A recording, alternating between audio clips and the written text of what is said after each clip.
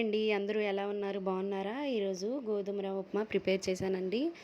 చాలా టేస్టీగా వచ్చింది. మీరు కూడా ట్రై చేద్దురు. ఇప్పుడే నా ఛానల్ని ఫస్ట్ టైం చూస్తున్నట్లయితే ప్లీజ్ నా ఛానల్ని సబ్స్క్రైబ్ చేసుకోండి, సపోర్ట్ చేయండి. ప్రాసెస్లోకి వెళ్ళిపోదాం. ఆలూని తీసుకోండి, ఒక క్యారెట్ తీసుకోండి, ఆనియన్స్, పచ్చిమిర్చి, కొంచెం కరివేపాకు, కొంచెం అల్లం ముక్క, తాలింపు దినుసులు ఇవేనండి మనం రెడీగా పెట్టుకోవాలి. ఇప్పుడు ఒక మూకుడు పెట్టుకుని దానిలో 2 టేబుల్ స్పూన్ ఆయిల్ వేసుకుని పల్లీలు వేసుకోండి. 2 టేబుల్ స్పూన్ పల్లీలు వేసుకొని చక్కగా కొంచెం ఫ్రై అవ్వాలండి. కొంచెం ఫ్రై అయినాక కొంచెం ఫ్రై అయినాక ఇప్పుడు ఆలు క్యారెట్ వేసుకొని ఫ్రై చేసుకుందాం. ముందెందుకు వెజిటేబుల్స్ వేస్తే చక్కగా వేగిపోతాయి. ముందే ఆనియన్స్ తొందరగానే వేగుతాయి కాబట్టి వెజిటేబుల్స్ ముందు వేస్తున్నాను. ఇప్పుడు ఆనియన్స్ కూడా వేసుకుందాం. ఆనియన్, పచ్చిమిర్చి, కరివేపాకు, అల్లం వేసుకొని కలుపుకొని కొంచెం కలర్ చేంజ్ అయినాక తాలింపు దినుసులు కూడా వేసుకోండి. ఆవాలు, మినపప్పు, శనగపప్పు 1 టేబుల్ స్పూన్ వేసుకొని కలుపుకోండి. ఇప్పుడు ఒక 2 టమాటాస్ కట్ చేసుకుని వేసుకోండి. టమాటాస్ వేయటం వల్ల గోధుమ రవ్వ ఉప్మా టేస్ట్ అనేది చాలా బాగుంటుంది. మీరు ఒకసారి ఇలా ట్రై చేయండి.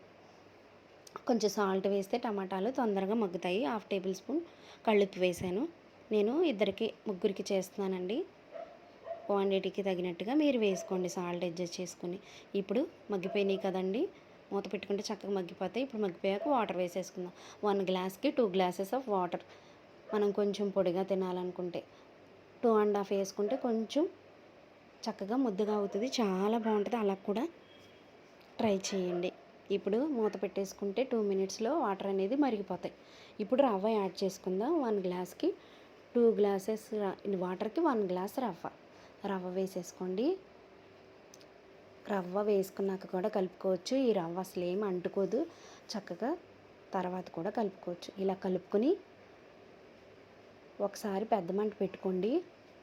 ఉడుకుతూ ఉంటుంది.